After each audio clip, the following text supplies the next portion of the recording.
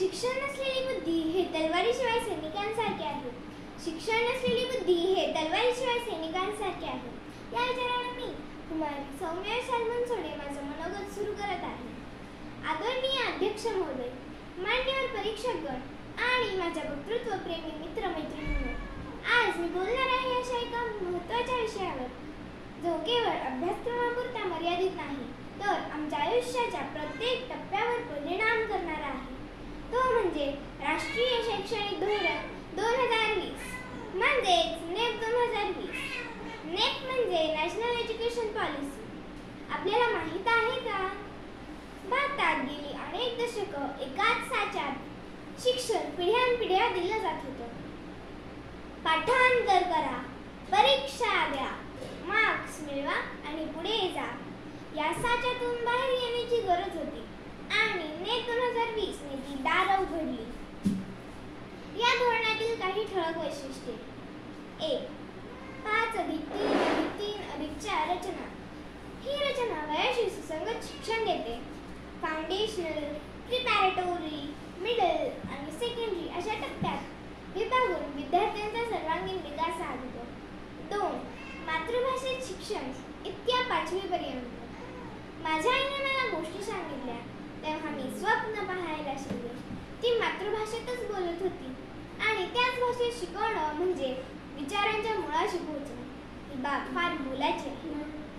3. विविध विषयांचा समावेश.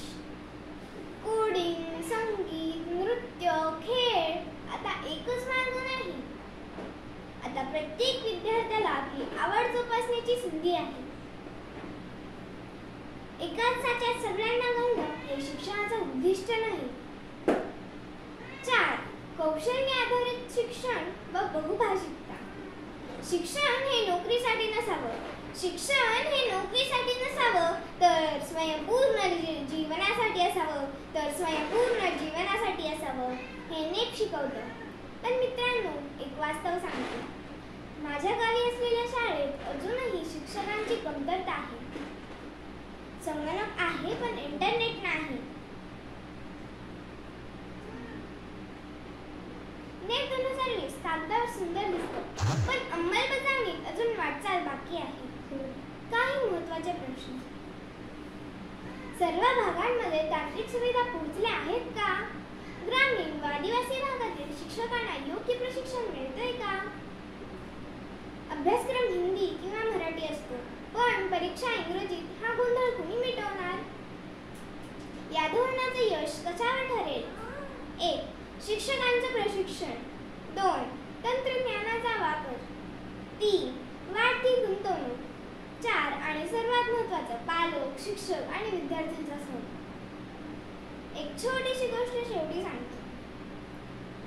माझ्या वर्गातली मुलगी चित्रकलेत अतिशय हुशार होती, पण तिचे आई वडील म्हणायचे, याचं काय करायचंय, डॉक्टरच व्हा.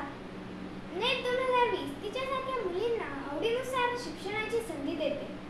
ती आता डिझाईन कॉलेजमध्ये शिकते आणि म्हणते, शेवटी मी माझं खरं स्वप्न जगते. विद्यार्थी म्हणून माझं मनोगत: आम्हाला विचार करायला शिकवा, पाठांतर नाही. आम्हाला प्रश्न विचारायला शिकवा, उत्तरं गोड म्हणायचं नाही. आणि आमचं शिक्षण हेच आमचं भविष्य घडवणारं असावं, केवळ नोकरी देणारं नव्हे. आता मी एक कविता सादर करते.